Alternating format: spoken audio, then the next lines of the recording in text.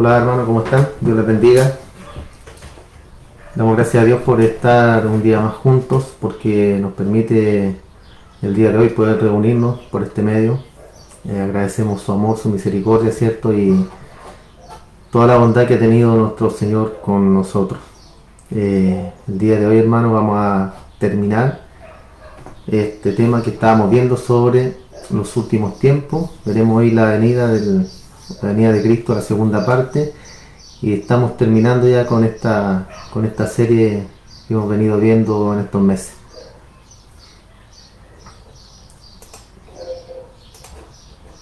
Iremos a la Biblia entonces, a Mateo 24, versículo 27, la misma cita bíblica que leímos la semana pasada. Dice: porque como el relámpago que sale del oriente y se muestra hasta el occidente, así será también la venida del Hijo del Hombre. Estuvimos viendo cómo será la venida de nuestro Señor, como un relámpago, ¿cierto?, que se muestra de un lado a otro de la tierra. Y cuán rápido será todo esto, hermano. Cuán rápido será la venida de nuestro Señor. Cuando Cristo lo capturaron, ¿cierto?, no encontraban, no tenían pruebas, no tenían nada, ¿cierto?, para poder culparlo, para poder matarlo, sino que ellos solamente, por el odio que le tenían al Señor Jesús, ellos querían matarlo a Él. Aparte, ¿cierto?, que debía cumplirse la escritura, que Él debía ser muerto. Pero a lo que voy yo es que Él no cometió ningún pecado, hermano. Él no cometió ninguna falta, ni hizo nada para que hubiera estado en esa condición de acusado y en esa condición de estar, ¿cierto?, de ir a morir en la cruz. Por eso es tan valiosa la muerte de Cristo, por eso es tan valioso todo lo que Él hizo por nosotros, hermano, porque fue una muerte sustitutiva. Él se puso, ¿cierto?, en lugar nuestro, en el lugar que merecíamos nosotros, que era la muerte, que era la cruz, y Él se puso en el lugar para que nosotros pudiéramos tener vida. Cuando el sumo sacerdote Caifás interroga a Jesús, le pregunta: ¿eres tú el Cristo?, le dice, ¿cierto? Es un pasaje de la escritura donde lo único que ellos querían, ¿cierto?, era que le dijera: sí, yo soy el Cristo, yo soy. Y Jesús le adelanta dos eventos importantes cuando le contesta al sumo sacerdote. Le dice: me veréis sentado a la diestra del poder de Dios. Y también dice: y viniendo en las nubes del cielo. En Mateo 26, 62 leemos, dice: y levantándose el sumo sacerdote le dijo: ¿no respondes nada? ¿Qué testificas? ¿Qué testifican estos contra ti? Los que le acusaban, ¿cierto? Mas Jesús callaba. Entonces el sumo sacerdote le dijo: te conjuro por el Dios viviente que nos digas si eres tú el Cristo, el Hijo de Dios. Jesús le dijo: tú lo has dicho. Y además os digo que desde ahora veréis al Hijo del Hombre sentado a la diestra del poder de Dios y viniendo en la nube del cielo. Entonces aquí el Señor, ¿cierto?, le anuncia la partida de Él y también su venida. ¿Por qué? Porque dice que verán al Hijo de Dios sentado a la diestra de Dios, ¿cierto?, del mismo. Y también viniendo en las nubes del cielo. Entonces ahí tenemos dos eventos, hermanos, que nuestro Señor Jesús le da a conocer a estos hombres. Y son los hechos más relevantes, hermano, porque Él conocía, ¿cierto?, Él sabía que iba a morir. Y asimismo Él, ¿cierto?, les dice qué es lo que vendría más adelante. Y en este caso que Él estaría sentado a la diestra de Dios, ¿cierto?, mostrando su triunfo, mostrando el triunfo en la cruz. Porque eso fue un triunfo, hermano, fue una victoria. La muerte de nuestro Señor en la cruz fue una victoria. Entonces eso es lo que Él está mostrando. Y también, ¿cierto?, cuando Él regresará a la tierra, que también eso es importante, porque un poquitito, ahí sí. Es importante, hermano, porque a pesar de que no sabemos, ¿cierto?, la hora exacta de la venida de nuestro Señor, sí sabemos que Él vendrá. Y vendrá el día que no pensamos, hermano. El día que menos lo pensemos nosotros, nuestro Señor vendrá por nuestra vida. Por cada uno de nosotros en particular o por su iglesia completa. Asimismo, Dios va a demandar de sus siervos la mayordomía que les dejó. Aquí surge una pregunta, hermano. ¿Qué responderán aquellos que no sirvieron fielmente al Señor, sino que se sirvieron, ¿cierto?, de la iglesia, se sirvieron de las ovejas, se sirvieron de los hermanos, se sirvieron, ¿cierto?, y abusaron de la gracia del Señor? Hay un montón de doctrinas, hermanos, que circulan hoy por las iglesias. Muchas de estas doctrinas, ¿cierto?, son doctrinas de demonio, porque alejan a las personas de la verdadera fidelidad y del verdadero amor hacia Dios. Los alejan, ¿cierto?, del verdadero sentido que tiene el servir a Cristo. Salvo siempre salvo, ¿cierto? Muchas iglesias que solo con hacer una oración le dicen a las personas que ya son salvas y que ya van a ir al cielo, que no hay nada más que hacer porque la salvación, ¿cierto?, es gratis de parte del Señor. Sabemos que la salvación es un regalo de parte de Dios, ¿cierto? Y asimismo esa salvación, cuando llega a nuestras vidas, viene con ese compromiso de servir al Señor. Viene con esa gracia, ¿cierto?, que llega a nosotros, y llega también con ese amor que llega a nuestra vida, a nuestro corazón, y lo podemos brindar a los demás. En el fondo, esa salvación viene acompañada con obras, hermano, con obras. No quiero decir que las obras salven a la persona, sino que al revés, la salvación trae consigo las buenas obras, preparadas de parte de Dios, ¿cierto?, de antemano, para que nosotros anduviésemos en ellas, como dice la Escritura. Entonces hay muchos hombres, muchos pastores, por decirlo de alguna forma, líderes de iglesia, hermano, que no están sirviendo al Señor, no están sirviendo a la iglesia del Señor, sino que se están sirviendo de ellos, se aprovechan de las personas, les quitan el dinero, les quitan sus bienes, enseñan a estas personas a estar con su ego bien alto, bien elevado, ¿cierto?, para tenerlos bien tranquilos ahí, bien satisfechos en su carnalidad o en su pecado también. No reprenden el pecado de la iglesia, no confrontan el pecado de la iglesia, hermano, y eso es grave porque la palabra de Dios es para eso, para confrontar el pecado de las personas, para que nosotros podamos vivir una vida cristiana, ¿cierto? No una vida llena de pecado, sino que una vida cristiana, una vida cristiana verdadera, no como vivíamos antes en nuestros propios pecados. Entonces hay muchos de estos hombres, hermanos, que se irán al infierno con iglesia y todo, porque jamás, hermanos, jamás han sido salvos y jamás han predicado la palabra del Señor, sino que solamente son motivadores, son personas que motivan a otras personas, y eso no salva absolutamente a nadie, hermano.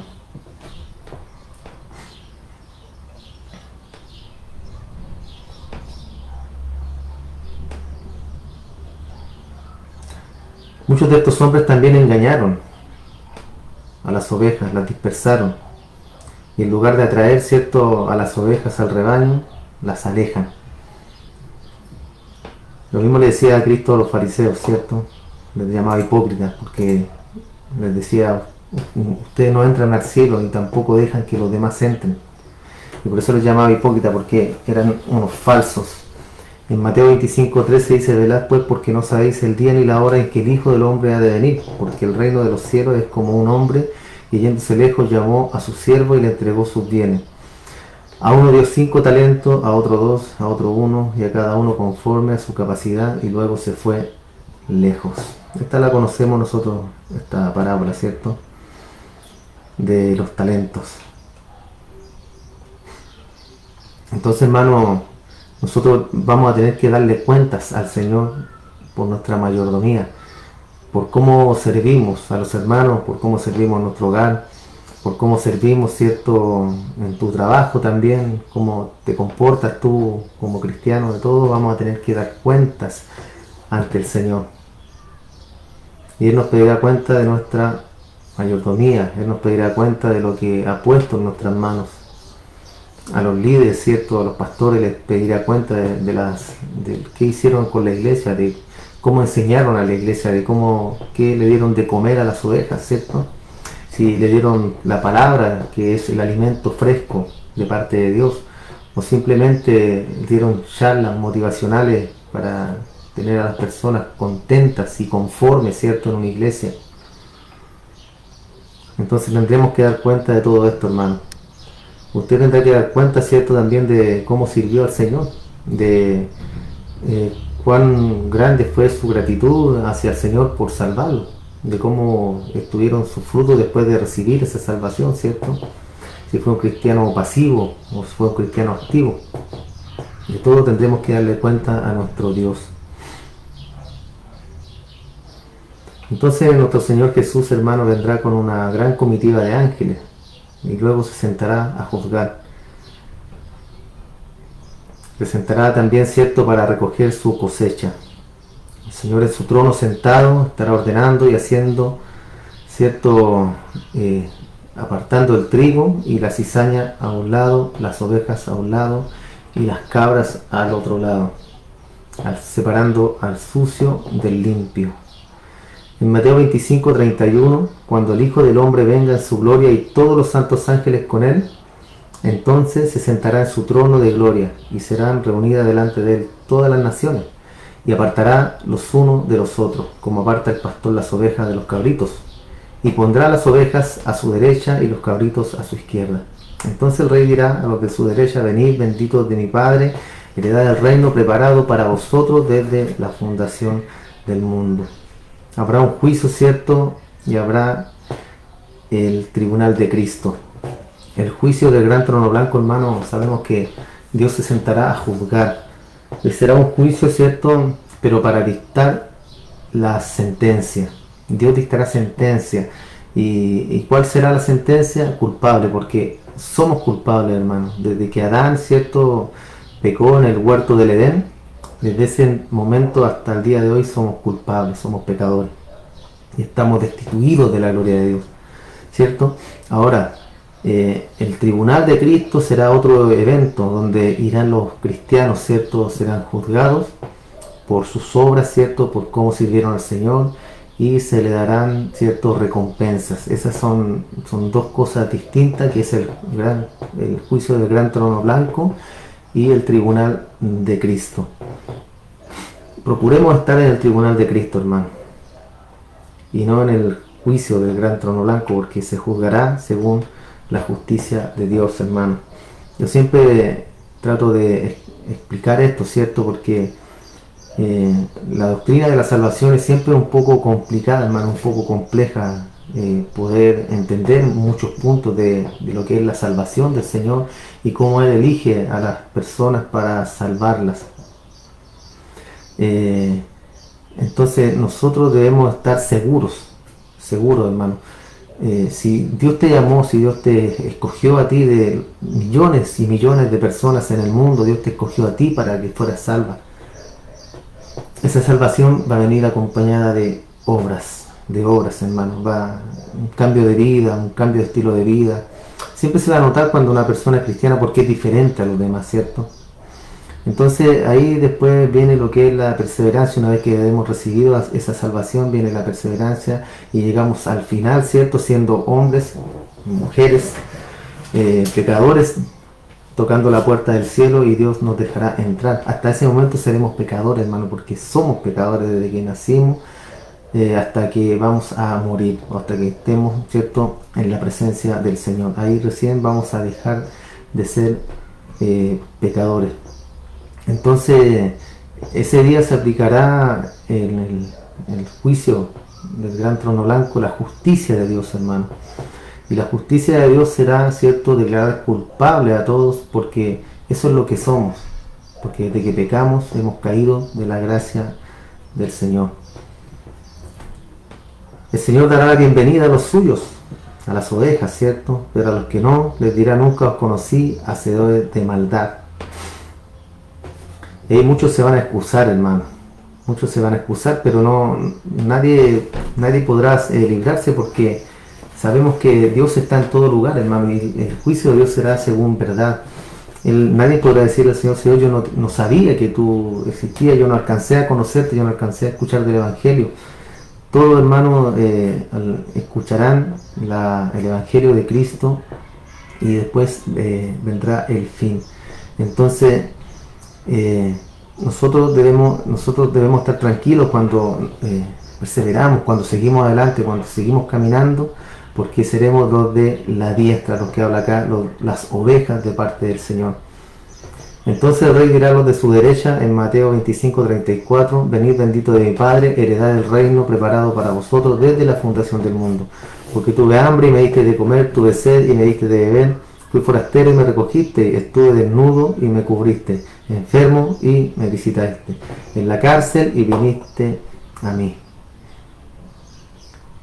Entonces los justos le responderán diciendo: Señor, ¿cuándo te vimos hambriento y te sustentamos, o sediento y te dimos de beber? ¿Cuándo te vimos forastero y te recogimos, o desnudo y te cubrimos? ¿O cuándo te vimos enfermo o en la cárcel y vinimos a ti?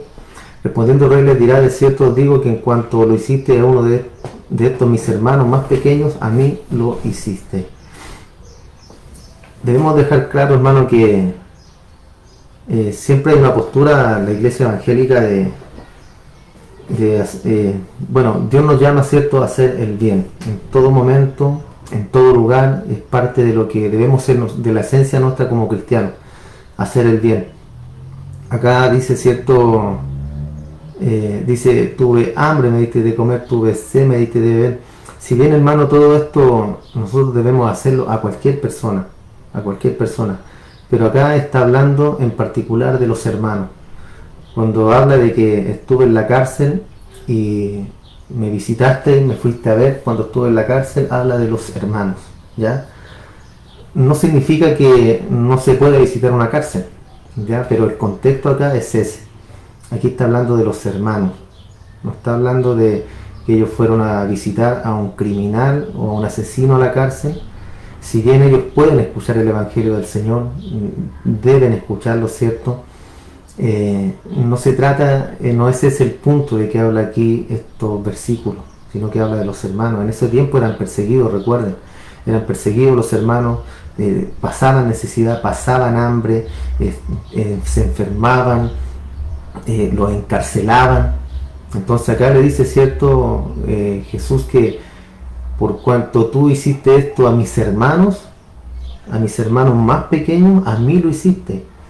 Entonces, en estos versículos reflejamos, ¿cierto?, la vida cristiana, hermano, o podemos resumir en qué es lo que debemos hacer nosotros: ser misericordiosos, ser dadivosos, dar al que necesita,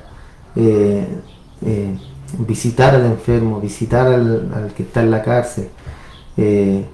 Muchas veces puede un hermano, ¿cierto?, caer en desgracia, hermano, e ir a la cárcel, o por algún accidente o cualquier cosa puede estar en la cárcel. Y de eso se trata todo esto, hermano, de demostrar, ¿cierto?, que somos cristianos, que somos hijos de Dios y que tenemos ese amor por los hermanos.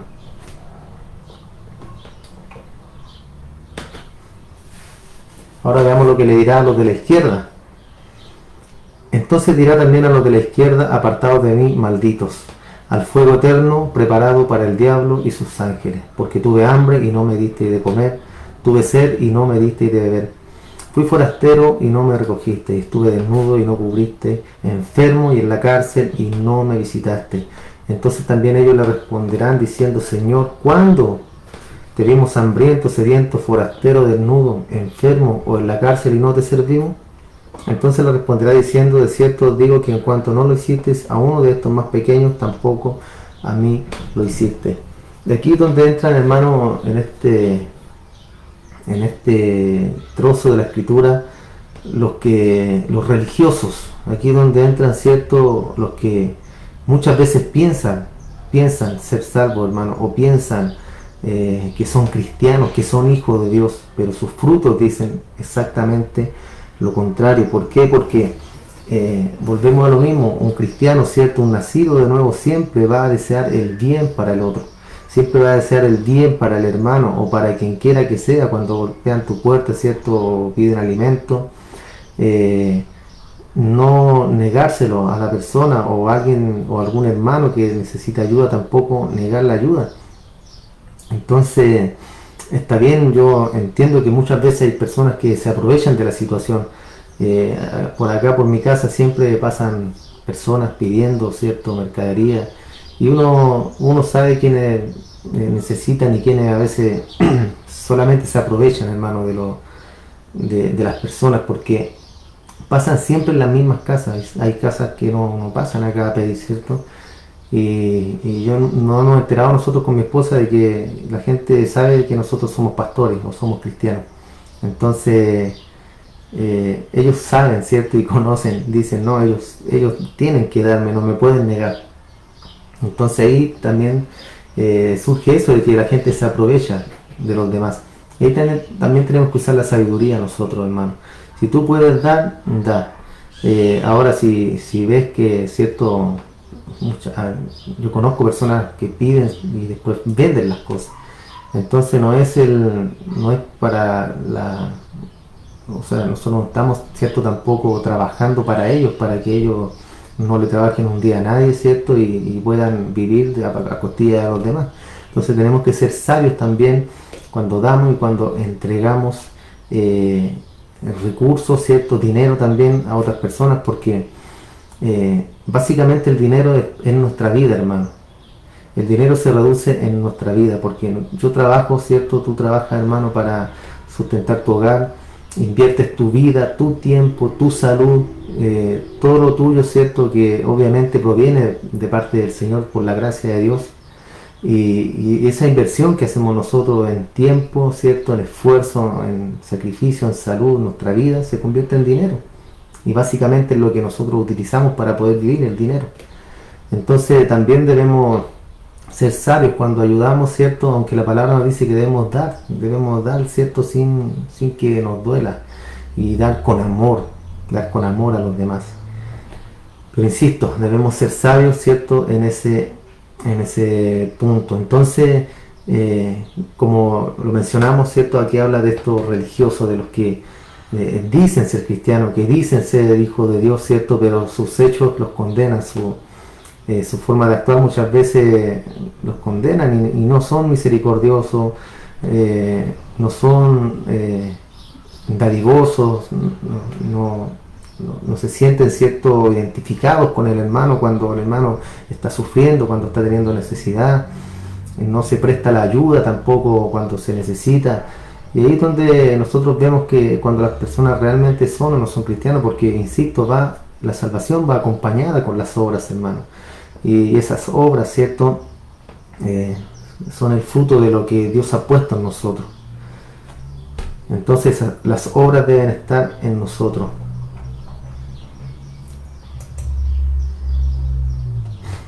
Muchos de estos tuvieron la oportunidad de hacer el bien y no lo hicieron, hermano.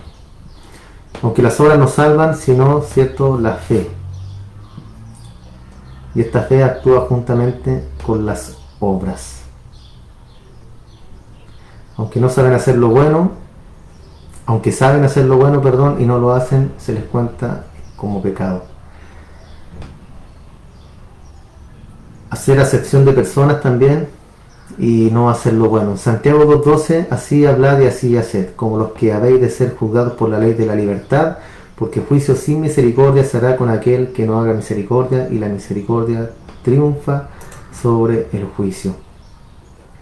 Estas palabras son muy verdaderas, hermano. La misericordia triunfa sobre el juicio. La humanidad completa, hermano, va camino al infierno, ¿cierto? Nadie la detiene, hermano. Desde que nosotros hemos nacido hasta que vamos a morir, ¿cierto?, la tendencia al pecado está en nosotros. Siempre vamos a ir en pecado. O sea, hemos nacido, ¿cierto?, y solamente la gracia del Señor, la misericordia del Señor puede revertir todo esto. ¿Por qué les digo esto? Porque Dios hace misericordia, con los que salva. Dios en su misericordia salva a las personas. ¿De qué las salva? De ir al infierno. Todos van, ¿cierto?, camino al infierno, y la misericordia de Dios triunfa sobre la justicia que van a recibir ellos, ¿cierto? Recién hablábamos del juicio del gran trono blanco. Toda la humanidad, hermano, recibe la justicia de Dios. ¿Y cuál es la justicia de Dios? Que es la condenación por el pecado. Dios, ¿cierto?, salva a los suyos, ¿cierto?, los que habla la Escritura, que están predestinados desde antes de la fundación del mundo.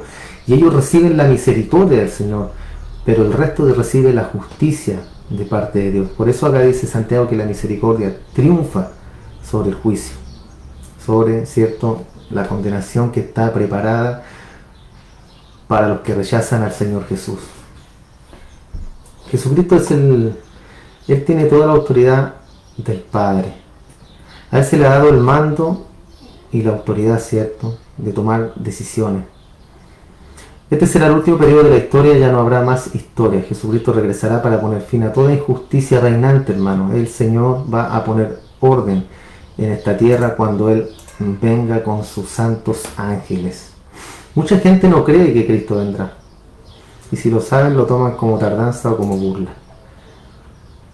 Cierto, siempre de que somos pequeños nosotros, que nos han dicho eso de que Cristo viene, si no nos han dicho, lo hemos escuchado en la calle, a lo mejor a un predicador que ha estado hablando, ¿cierto?, en alguna esquina diciendo: Cristo viene, Cristo se acerca, arrepiéntete, busca al Señor. Entonces la gente muchas veces se burla de esto, dice: oye, yo de que nací, que vengo escuchando que Cristo viene y todavía no lo veo venir, no lo veo, ¿dónde está? Y se burlan, hermano. Es lamentable porque ellos, ¿cierto?, como bien lo dijimos recién, recibirán la justicia de Dios por su incredulidad. La gente toma este tema sin ningún interés, hermano, sin ninguna importancia. Están desperdiciando su vida cada día sin ninguna garantía en sus pecados, sin ningún temor ni respeto. Se sigue odiando, maltratando, injuriando y cometiendo toda clase de pecados. La gente vive en un mundo, hermanos, que es muy difícil hoy en día hablarle a una persona del Evangelio. Es casi ya ofensivo, ¿cierto?, como invasivo predicarle a una persona o decirle que es pecador.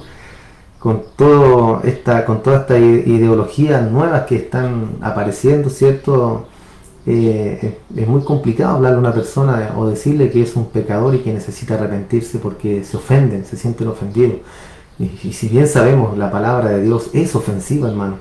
El mensaje de Cristo es ofensivo, pero también viene cargado de riquezas, de bendiciones. Nosotros somos atalayas, ¿cierto?, y debemos predicar el Evangelio. Hay países donde está prohibido hablar del Evangelio. No se puede hablar, ¿cierto?, a una persona y decirle mucho menos que es un pecador y que necesita arrepentirse, porque se le toma como que lo están agrediendo, como una agresión a ellos.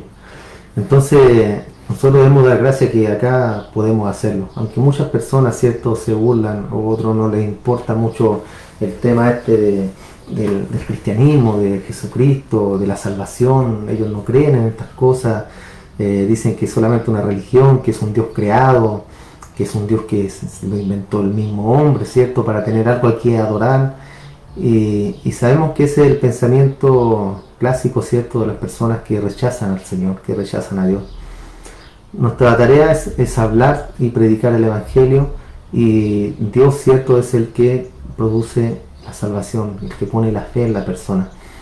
Nosotros no podemos obligar a nadie, hermano, y por más que le prediquemos, porque le prediquemos todos los días a esa persona, el mensaje de Cristo es uno solo, y nosotros no vamos a poder intervenir en aquellas personas, a no ser, ¿cierto?, que usted sea un motivador, que usted hable bonito, que hable lindo y que hable palabras llenas de palabras hermosas, ¿cierto?, y convenza a esa persona o persuada a esa persona a ser cristiano. Pero ya ahí entramos en el tema de las emociones, hermano, y las emociones no van a salvar a nadie. Aquí salva, cierto, solamente el Señor Jesús. Él es nuestro Salvador, Él es el Salvador de la humanidad. Entonces, la tarea es predicar, la tarea es hablar de la palabra del Señor, de la palabra de Dios. Somos parlantes de la palabra de Dios. En Mateo 24:48 dice: pero aquel siervo malo dijera en su corazón: mi señor tarda en venir, y comenzará a golpear a sus consiervos y aún a comer y a beber con los borrachos, vendrá el señor de aquel siervo el día que éste no espera y a la hora que no sabe, y lo castigará duramente y pondrá su parte con los hipócritas. Allí será el lloro y el crujir de dientes. Este lloro y este crujir de dientes, hermano, obviamente será con rabia, ¿cierto? Será con mucha rabia ante el Señor por lo que Él hará. Así hay muchos hermanos que creen que están sirviendo al Señor, como recién lo mencionábamos, ¿cierto? Que están llevando iglesias enteras a la perdición, que están engañando a las personas, solamente motivándolas y no llevándolas al verdadero arrepentimiento, no predicándoles la palabra verdadera, que es la palabra del Señor.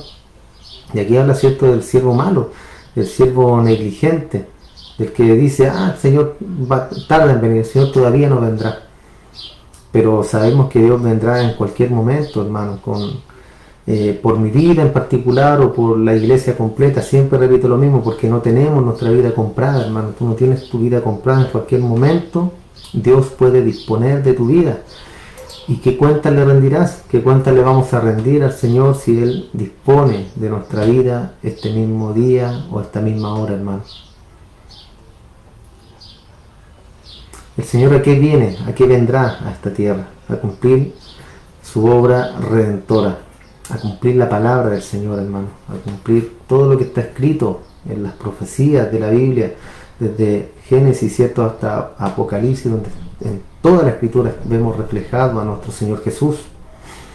Él vendrá a terminar con la maldad, a liberar completamente a sus hijos.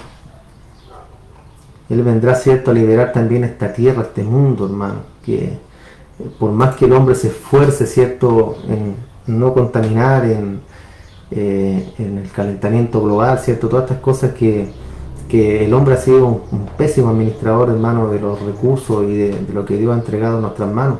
Pero la tierra es un planeta desechable. La tierra será purificada, hermano, con fuego. La tierra será renovada el día que el Señor venga a esta tierra. Será renovada, será todo purificado, será todo hecho nuevo, hermano. ¿Ya? Entonces, si bien nosotros debemos preocuparnos por hacer lo mejor posible, por no contaminar, por disponer, ¿cierto?, la basura en los lugares que corresponde, en base a todo eso, hermano, debemos tener claro de que este mundo un día desaparecerá. Todo lo que es la materia, ¿cierto?, como dice Pedro en una de sus cartas, y todo será purificado con fuego. Entonces, en base a eso, esta tierra es una tierra desechable. El día de mañana Dios la purificará. Él vendrá a esta tierra por sus escogidos, ¿cierto?, por los que no le negaron, por los que no negaron al Señor, por los que están esperando, ya sea que estén vivos o muertos, con el poder de su voz. Los muertos en Cristo se levantarán, y los que estemos vivos los recibiremos en las nubes. En Hebreos 9:28 dice: así también Cristo fue ofrecido una sola vez para llevar los pecados de muchos, y aparecerá por segunda vez sin relación con el pecado, para salvar a los que le esperan. Él, cierto, no tocará la tierra cuando venga, hermano, porque la tierra es una tierra de pecado. Aquí solamente estamos los pecadores pisamos esta tierra. Él no, en la primera venida, cierto, él anduvo por esta tierra, y la única relación con el pecado que él tenía, o que iba a tener, cierto, porque él era sin pecado, era que el pecado iba a ser cargado sobre él en la cruz del Calvario. La única relación que Cristo iba a tener con el pecado. Y ahora volverá por segunda vez sin relación con el pecado, o sea, libre. Por eso Él vendrá por las nubes, ¿cierto?, enviará a sus ángeles y recogerá a sus salvos, a los que le esperan. Él no tendrá nada que ver con el pecado. En Hechos 1:9 dice: y habiendo dicho estas cosas, viéndolo ellos, fue alzado y recibió una nube que le ocultó de sus ojos, y estando ellos con los ojos puestos en el cielo, entre tanto que él se iba, y aquí se pusieron junto a ellos dos varones con vestiduras blancas, los cuales también les dijeron: varones galileos, ¿por qué estáis mirando al cielo? Este mismo Jesús que ha sido tomado de vosotros al cielo, así vendrá como le habéis visto ir al cielo. Así mismo vendrá, se fijan, como él ascendió al cielo, así mismo vendrá a esta tierra, descenderá en las nubes, ¿cierto? Desde el cielo hacia la tierra. Él fue ofrecido, ¿cierto? Recién lo leímos, una sola vez para llevar el pecado de muchos. Y esa fue solamente la relación que tuvo nuestro Señor con el pecado. En Apocalipsis 1.7, aquí que viene con las nubes, y todo ojo le verá, y los que le traspasaron, y todos los linajes de la tierra harán lamentación por él, sí, amén, dice Apocalipsis. Todos los linajes de la tierra, todas las personas, hermanos, todos verán este gran evento, este gran acontecimiento que es la venida de nuestro Señor Jesús. Los que lo golpearon, ¿cierto? Todas las razas de la tierra harán lamentación por él. Se lamentarán, hermanos, porque ahí recién ellos dirán: oh, era cierto, oh, era verdad que Cristo vendría un día. Era verdad todo esto que predicaban los evangélicos, los que hablaban, ¿cierto?, de una salvación, los que hablaban de la venida de un tal Jesús. Era verdad. Y se lamentarán, llorarán y dirán: ¿por qué? ¿Por qué? ¿Por qué no creí? ¿Por qué? Entonces, hermanos, nosotros debemos ser hombres y mujeres agradecidos del Señor, porque Él nos ha tomado, Él nos ha llamado, Él nos ha traído, ¿cierto?, de las tinieblas que estábamos a la luz que el día de hoy podemos disfrutar por medio de Él, porque Él es luz, hermano, y estamos en la luz por Él. En tinieblas estábamos antiguamente en nuestra vida pasada, y Él nos trajo, ¿cierto?, a la vida. Él nos trajo a la luz y nos sacó de la oscuridad en la cual estábamos. Entonces nosotros debemos confiar en que el Señor va a volver, hermano. Él volverá, sí, amén. Él vendrá por su iglesia, Él vendrá por su pueblo, Él vendrá por los que le esperan. ¿Usted lo espera, hermano, al Señor? ¿Usted espera al Señor Jesús? ¿Lo está esperando cada día? Y el día que disponga por su vida, usted irá tranquilamente al cielo. Usted irá, cerrará sus ojos tranquilamente, confiando en que Dios lo ha salvado. ¿Esa es su confianza, hermano? ¿O tiene dudas en su corazón? Recuerde que la duda no es parte de la salvación del Señor. Él nos salva y esa salvación es eterna, es una salvación verdadera. Entonces confiemos en que el Señor vendrá. Y oremos, ¿cierto?, por nuestra familia, por aquel familiar, ¿cierto?, a lo mejor que no es salvo, aquel familiar que no ha llegado al Señor. Oremos, hermano, y si a Dios le place salvar a esa persona, Él lo hará. Él lo hará, hermano.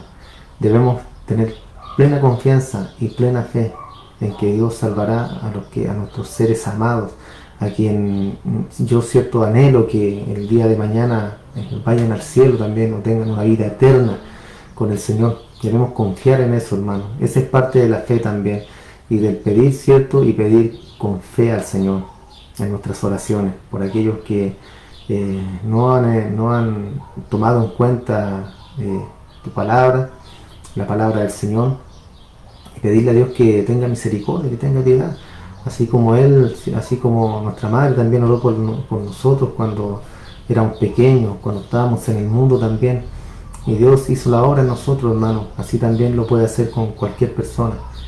Solo basta, como dice la Escritura, pedir con fe, hermano. Y aquí sí que es pedir. ¿Por qué? Porque son cosas espirituales, son cosas verdaderas, son cosas que realmente importan. No cosas materiales, no pedirle cosas materiales al Señor. No digo que no esté dentro, ¿cierto?, de lo que podamos pedirle al Señor, pero lo importante es lo espiritual, lo que durará para siempre, lo que perdurará, ¿cierto?, va a trascender en el tiempo, ¿cierto?, de la vida, hasta llegar a la vida eterna. Así que no nos cansemos, hermanos. El Señor viene pronto por cada uno de nosotros. El Señor vendrá un día, hermanos, y le veremos y lo vamos a recibir, y todo ya terminará. Todo terminará, hermanos, y estaremos con Él, como dice la Escritura, con Él para siempre. Así que Dios te bendiga, hermano. Este ha sido el último tema el día de hoy. Y estaremos retomando, ¿cierto? Vamos a ver con qué Dios quiere que comencemos a hablar. La próxima semana estará nuestro hermano José hablándonos, trayéndonos el mensaje. Así que nada, pues hermano, te invito a que sigas perseverando, a que sigas adelante. Ya pasará todo esto, podremos estar nuevamente reunidos, nuevamente juntarnos en la iglesia. Ya todo esto va a ir pasando poco a poco, debemos tener paciencia, ¿cierto? Y pedirle al Señor que pase luego toda esta pandemia y todo lo que ha significado, hermano, y todo lo que ha traído consigo, todo esto, toda esta enfermedad y esta peste, hermano. Así que los invito para el próximo domingo ya, para que se conecten y para que estemos escuchando un mensaje de parte del Señor. Te mando un abrazo, hermano, que Dios te bendiga y nos vemos pronto. Chao, chao.